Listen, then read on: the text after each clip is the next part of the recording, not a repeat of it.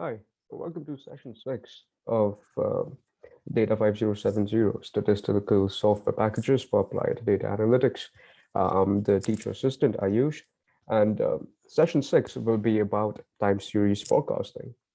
This session, we will go over how do we work with time series data and several forecasting methods like naive, exponential smoothing, Arima, and Holt Winters.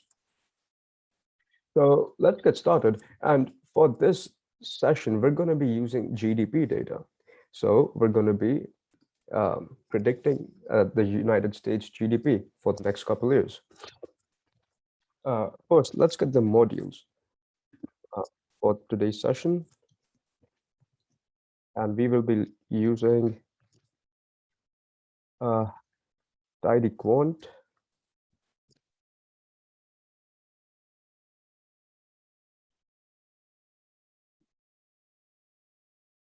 forecast,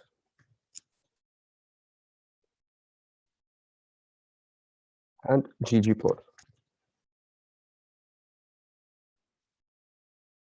Also, to get our data, we're going to be using the WDI library, which has the GDP data in it. So let's get GDP data. So we're going to be using GDP, WDI, and country equals. Let's get, just to test it out, we're going to take United States, Canada, and Great Britain. Right. And we also have to specify the indicators that we want. If you're going to look into this library, you'll see it has much more than GDP. It has interest rates, it has fluctuations, everything. And if you look at the library, you're going to find all of it. So I'm just going to copy paste the indicator numbers and that's right.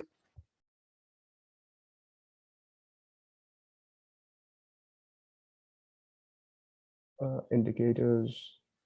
And we need to give it the start and the end here as well. So we're going to start at 1960 and end at 2020. Let's just check the model. Indicator equals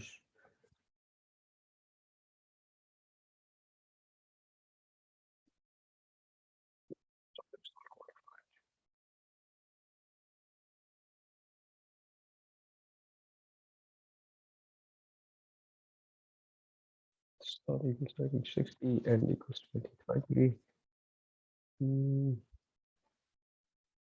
Let me just copy this.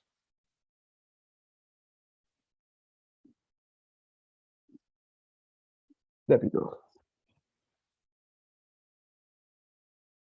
So we have the GDP data here, and we can see we have a panel data with Canada first, United Kingdom, and the United States. And then we have all the GDP numbers over here. That's GDP per capita and GDP current. GDP per capita and current market price. So we're going to rename the columns because, as you can see, these are not easy to read by any means. So I have the code ready for that. We can just use the names GDP and just changing the name. Great. And now when we look at the head of the GDP data that we just created, we can see we have the country, the year, per capita GDP, and real GDP. So since we only want the US GDP, so we're going to isolate United States. And how we do that is we're going to create a new data frame called US. We want just the GDP. We want per capita GDP, where the country be United States. We're going to use two equal signs because that's how R reads it. Now we run that, and now we only have the US GDP. You can see here from 1960 to 2020. So in order to do time series analysis, we're gonna have to convert this series into a time series object. And how we do that is using the TS function, convert to time series. So we're gonna do US equals time series, where we want US, we want the start date is the minimum of the GDP here. So we're literally taking the first value of the year, and the end would be the max value of the year. That would be 2020.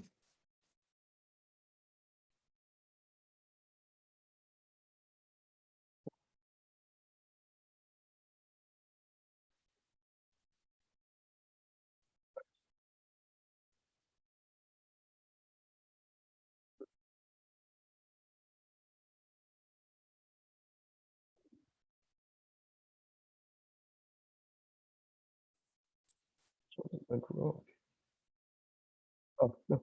So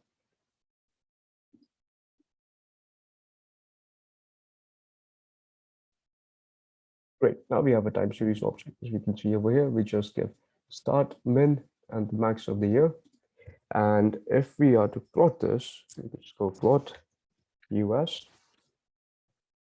Great. Now we can see we have the GDP from 1960 to 2020. There's a bit of a shock here, and I believe that's the 2008 recession, and a little bit of a dip here would point out to the COVID crisis, where obviously the economy wasn't doing so well. So what we're going to do is we're going to plot this, and we're going to just give it a title. Use the plot for that. Say USA GDP 1960 to, oh, I see. We need to use the auto plot for this function. So now we have US GDP 1960 to 2020. Great. So that's part one done. Now we have a data set ready and converted into a time series. So as you can see, the data is, as you can guess, it's in a non-stationary series. From what we can see, stationary data will have the mean very close to zero, and non-stationary data is quite unpredictable and hard to predict, because if you predict the values here, it will automatically take the last year's value and plot the next year's value. So what we're going to do is we're going to remove seasonality from the data. But there's a clear upward trend, and we're going to want change per year, change per year instead of the real values themselves. So what we're going to do is create a new object called dy, and we're going to take the difference, using the difference, right? And now we're going to autoplot this using the same title here. We'll use dy, and title will be difference, or I guess change.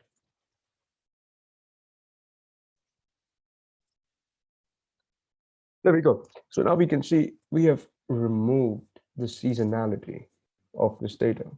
So compared to this, we can see the changes now. And there's another check for seasonality which we can do, which is a good check to have in case you're not using this data set and you're using stocks data or any other time series data. So we're going to do seasonality. So ggplot has a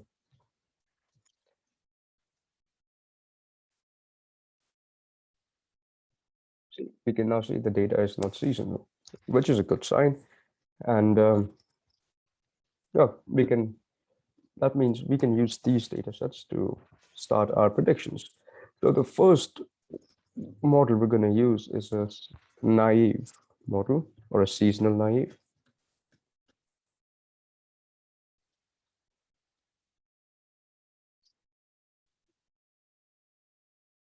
So we're going to create a seasonal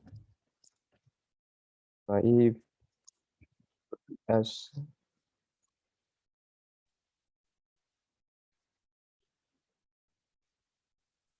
good.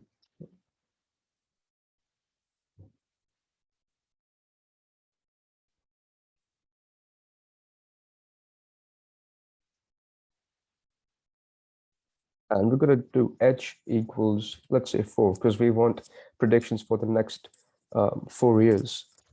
And we can end this here and call out for the summary of our seasonal naive model. There we are. And then we can just plot this as well.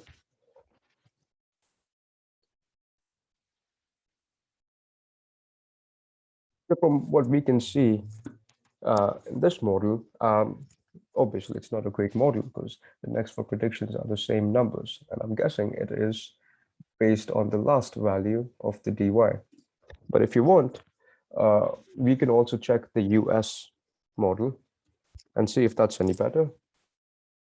And it isn't. As you can see, it's only taken the same values as before. So as a benchmark, this is the residual standard error for the seasonal naive model. And on a good day, we want this to be as close as to 1. So we're going to do residual standard error is 784.137, and this could be our benchmark. So going forward, if any model does better than this model, meaning it has a smaller standard, a residual standard deviation, it's a better model than this one. So this is our benchmark. Gotta remember that. Okay, so that was model 1.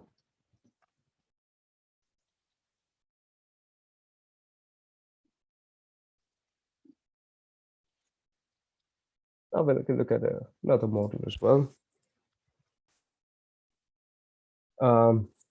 Let's look at an exponential smoothing model.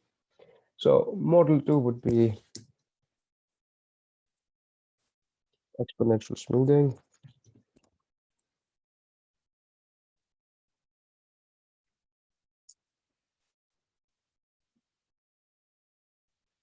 What we're going to do SE model, meaning smoothing. SES, going to use dy, and we will get the next 3 this time.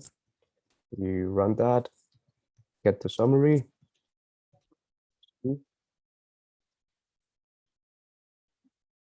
Also, we can just plot this while we're at it.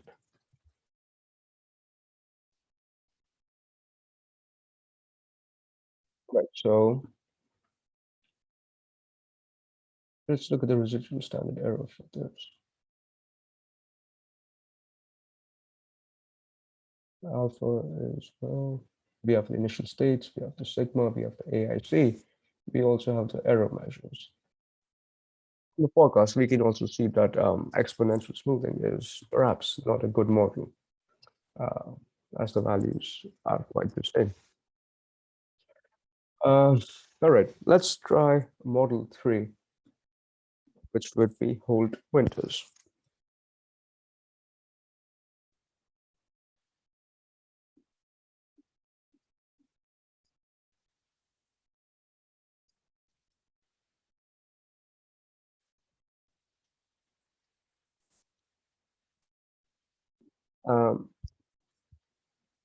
So let's do a Holt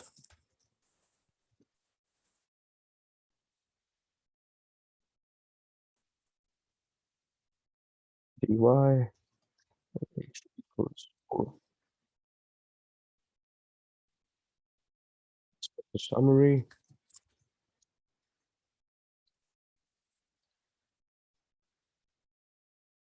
All right, this is doing a much better job. And we can see the alphas, the betas, the AICs. Okay, it's not a bad one. So let's plot this.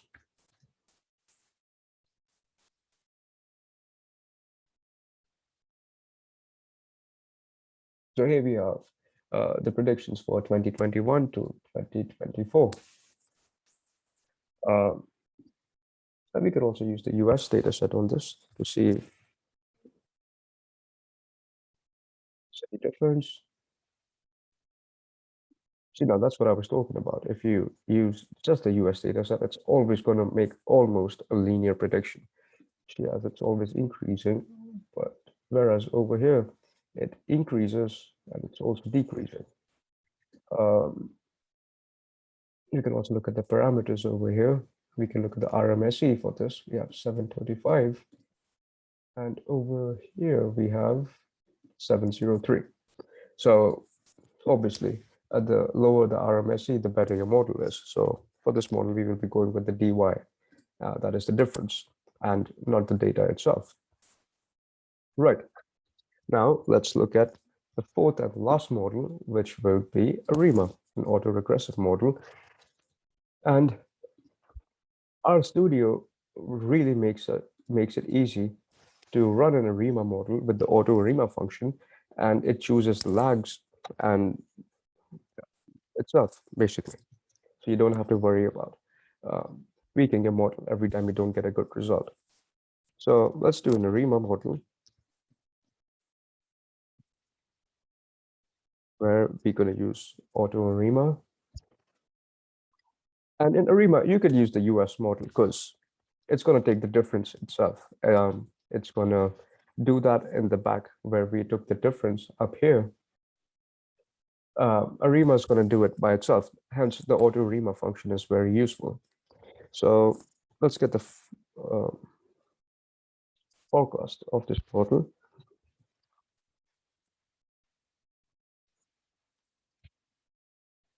So we're going to use the forecast function, call out forecast.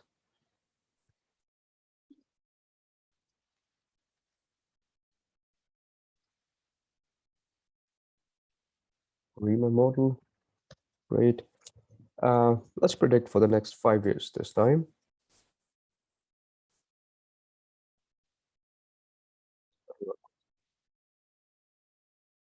Let's look at the summary.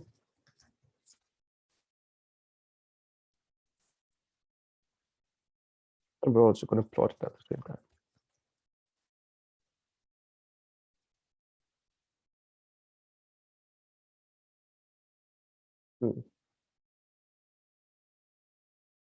Oh, I see. So this is just the inverse MA roots and the AR roots. Don't plot this because that has no use here unless you want to check for that. We're going to plot the forecast rather than the model. There we go. Great.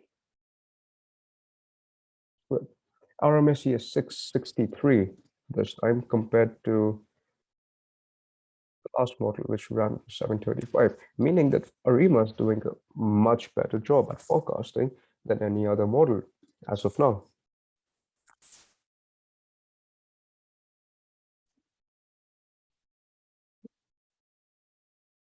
Also, we can check out the accuracy, the Arima model, which just gives you this if you run the summary.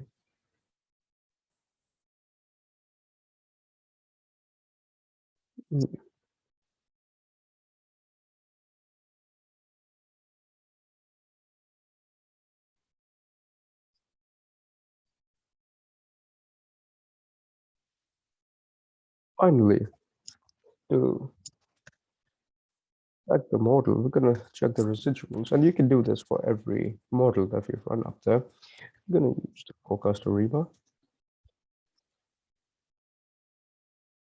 Here we go.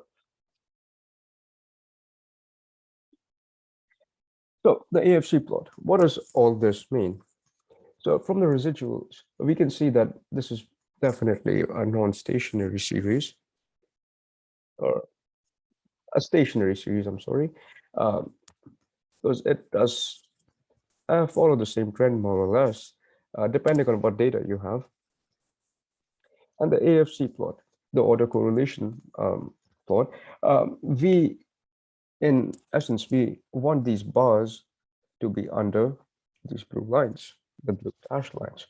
And there's only one that's tweaking up at, I guess, the 11th lag over here, which is not bad because, the auto plot takes the lags itself. It took 2 lags. You could also check residuals. I believe for all the models here.